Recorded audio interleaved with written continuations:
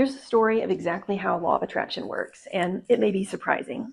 A couple of years ago, a client of mine hated her job. In fact, she hated every job she was at.